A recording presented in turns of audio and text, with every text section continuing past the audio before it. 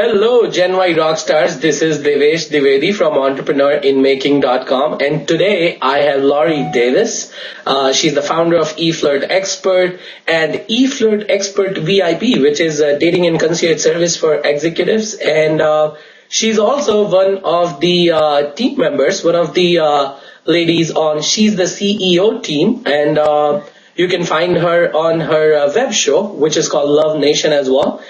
So she is one of the most comprehensive dating management and dating knowledge and information provider and concierge on web. So I have her today because a couple of weeks ago we were talking about dating, and a lot of things we found in common with entrepreneurship, with the scene that is in front of aspiring entrepreneurs is pretty much the same as with someone who's in the dating scene right now. So, Laurie, welcome to the show. Hi, nice to be here. Well, thank you so much for your time. So why don't we start with you just telling us a little bit. I tried to cover as much as I could. You telling us a little bit about yourself, and then we get started with with the conversation that we were having. Sure. So my company is called eFlirtExpert, and we help people date online and then transition offline. Nice. So we do everything from write your dating profile to help you flirt on Twitter to, help you with your wardrobe or where you're going to take your dates and everything that happens in between. Wow. We also have an executive brand called eFlirtExpert VIP, where we do dating management and concierge services for executives. And then, like you also said, I have two web shows, one called Love Nation, where we discuss emerging trends in the dating world, and then another called She's the CEO, where we inspire aspiring female entrepreneurs. Nice. Awesome. So, we were talking about the dating scene, and we both were comparing it. And you are an entrepreneur yourself. You inspire a lot of aspiring female entrepreneurs. And we were talking about dating and entrepreneurship both. And I know we had quite a few things that we were comparing in dating and entrepreneurship. Why don't we start with just you telling us a little bit about the typical dating scene? All right. So the dating scene, whether it's online or whether it's in person, there's a lot of people. You're looking to build relationships. You're looking for fun. You're looking for flirting. And, there's a lot of people in one place, but you can't date everyone. And whether it's the bar, whether it's online, you're looking for something. You're seeking something. Yeah. And I believe that's what I was comparing it to entrepreneurship, saying, in front of an aspiring entrepreneur, in front of someone who wants to be an entrepreneur or wants to start a business, there's so many options in terms of ideas, so many options in terms of how to make it happen, how to get it financed.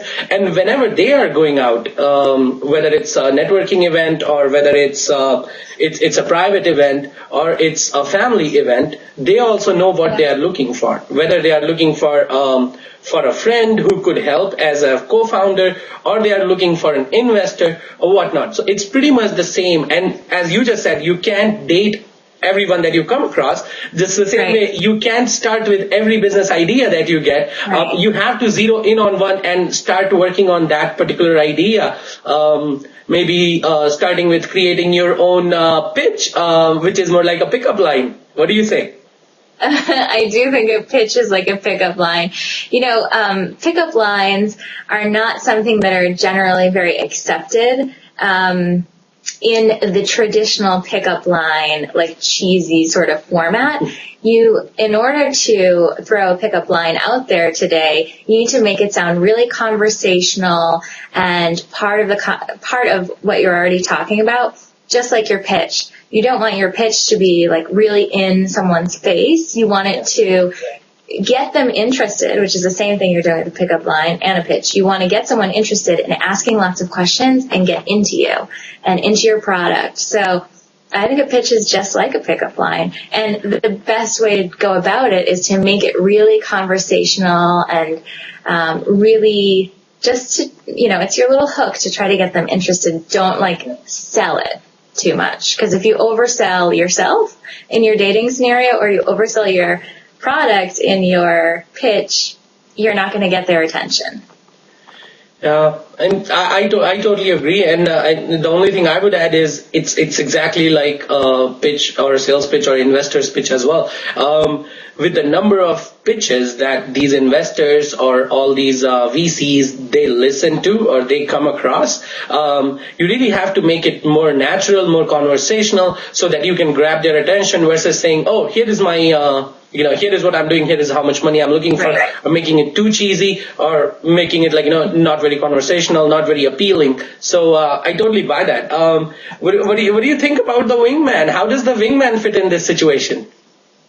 I think that your wingmen can be lots of different people. Your founding team obviously are definitely your wingmen. They always have your back. They're always out there working for you. But I think so are your family. Your family are your wingmen also.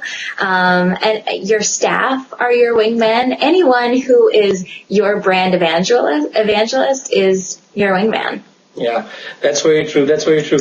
And I think you need to pick up the right wingman. That's very important. Just like in dating scene, you really want to have someone who has got your back. The same way in entrepreneurship, when you're looking for a co-founder or when you're looking for people who would support your mission of entrepreneurship, you have to be very careful picking up this wingman or wingman or wingwoman. So that's the only thing I would add. Anything really else that comes to your mind? Oh, sorry. I really agree with that because it's so important that you have the right wingman. If you go out with someone who doesn't have your best intentions at heart, they're going to end up stealing potential leads from you. Right? Oh, yeah, that's very possible. And the same thing can happen in business. Yeah, that is very possible. Yeah, your business ideas can get stolen just like your date could be stolen. So that's very true, and that's a very fun point you brought up. So yeah, ladies and gentlemen, be very careful when you're picking up the wingman, when you're picking the co-founder, or when you're picking your wingman in business. So anything else that comes to your mind? I think too, when you make the final decision, start a business, you're like exclusive now. Just like in a relationship, when you decide that you're boyfriend, girlfriend, or you take it to the next level, you're exclusive.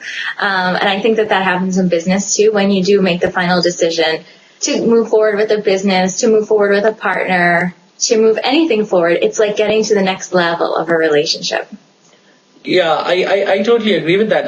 It's pretty much like, yes, once you have zeroed in on that one idea that you are going to start your business, when you have figured out that, of course, you have to go exclusive on it. You have to make all the efforts. You have to pull together all your resources and put in there so that you can make it happen, whether it's writing a business plan or finding the right team or maybe running a beta, maybe maybe doing a prototype or whatnot. So yeah, that's very important. At the end, what do they both look like? Well, I think a relationship looks like, I think at the end, there are actually common goals because you're looking for happiness, you're looking for great partnerships, you're looking for freedom, you're looking for all of that in your romantic relationships, and you're looking for that in your business. Yeah. I think the same way. Both are very fun. I have been an entrepreneur. I have started multiple businesses, so I know they both are very fun. They both are very exciting. They both are very I would say amazing and whatnot. But at the end of the day, they both are also a pretty big emotional roller coaster. So whether it is your dating scene or your startup scene, it is a big emotional roller coaster because it gets so personal. Whether it's business or dating, of course, they both get so personal, especially in the beginning of business, that every little peak or valley actually can hurt or make you happy. So, don't you think? I do. And I think too, just like a business and a relationship, there are emotional roller coasters. There are ways to avoid drama in your business, just like there are in your relationship.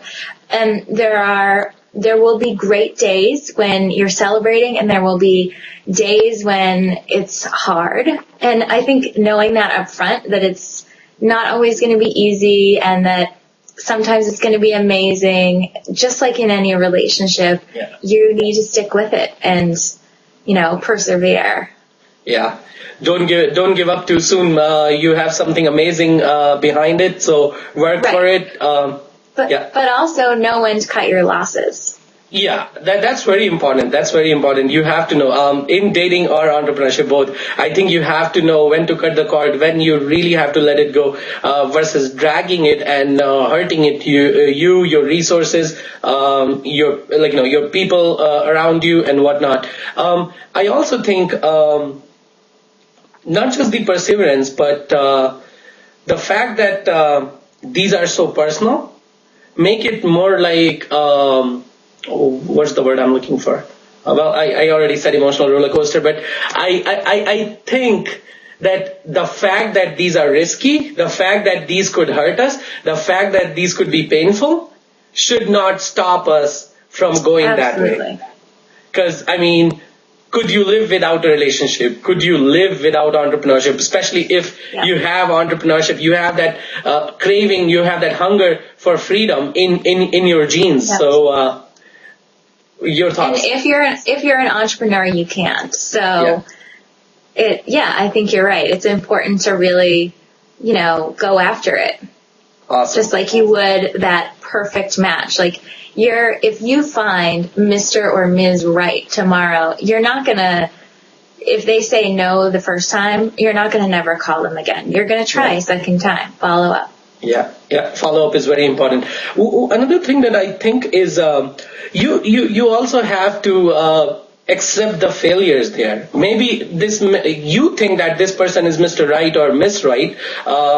But at the end of the day, they don't think you are the same for them, and it might not be the same way. And in entrepreneurship, the same way, you may think that this idea is the perfect idea. That idea does not work out. It's a failure. Accept it, move on to the next one. You would not stop dating just because one girl or one guy said no to you. The same way, you would not stop at your entrepreneurial aspirations just because one of your ideas failed or one of the VCs said no, or that failure could come in any size, any shape, any pack.